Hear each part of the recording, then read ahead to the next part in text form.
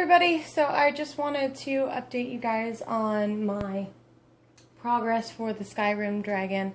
I have been feverishly working on the neck and head and have started a little bit of the torso and back.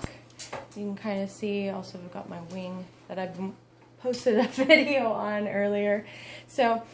But I just finished the actual movement mechanism for the head. That will be, it's a cable mechanism. It's going to be puppeted basically by a helmet or a head apparatus. So when I move my head, he moves his. So as you can see here, I have pretty much finished the sculpt on the head. It's pretty detailed. I got a lot of the smaller details in there on that so far. The only thing I have not done would be the larger wing or larger horns here up on the top. I didn't have a piece of foam that was wide enough to get it all in one sculpt, and I really didn't want them to get damaged while I was working on all the mechanism because they're fairly large. Also, I have to do some more detailing to the jaw here, but I figured with everything that I was going to need to get the head to move, it was probably a good idea that I waited to do the final detailing until all that was finished, so that in case I didn't put something in the way that I thought was absolutely amazing and then would have to take it off. So anyways, so to the actual mechanism here,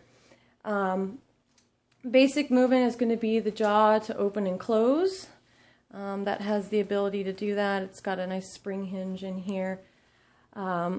So I'm going to show you the movement, and then I will walk through the actual apparatus and how that works and how I made it. So this is going to be controlled by a like a circlet on my head that's going to be strapped around so that when I move my head, he moves his.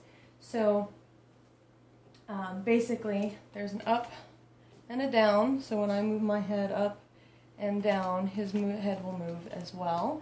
There is also a left and a right movement, so that basically when I'm on all fours and I'm facing forward to see, his head will be forward. Maybe if I turn it a little bit more, you guys can see that. But it's a full up and down movement. It's very nice, very fluid. There we go. So you can actually see his head up and down. And his jaw bounces a bit, which is kind of cool. Make him laughing, playing. I was already kind of nipping at my husband with it earlier. He found it quite hilarious. So anyways, to the under portion. Okay, so I've removed the actual dragon head so we can kind of see what's underneath. Now I constructed all of these pieces from scratch from ABS plastic tubing. Got it at Home Depot, and I know I talked about it in one of my earlier video about the wings, using that. Basically, it's a really inexpensive way to get, or really quick way, I guess, to get ABS. I bought a 3-inch tube, black tubing. They come in 2-foot pieces, fairly manageable, and then I cut it, put it in the oven, let it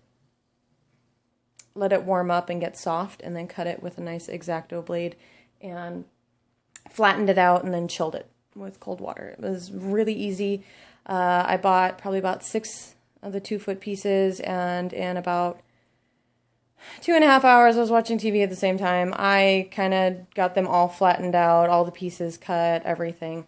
All the raw pieces flattened out so that I could use it and I knew I'd be using it later on.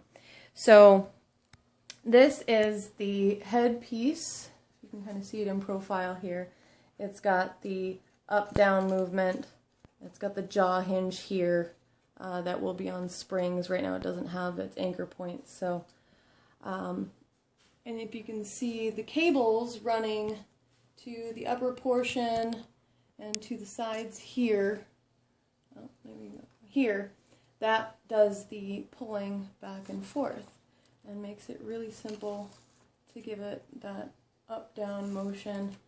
There's no weight on the head, so once I pull it up, it just kind of stays.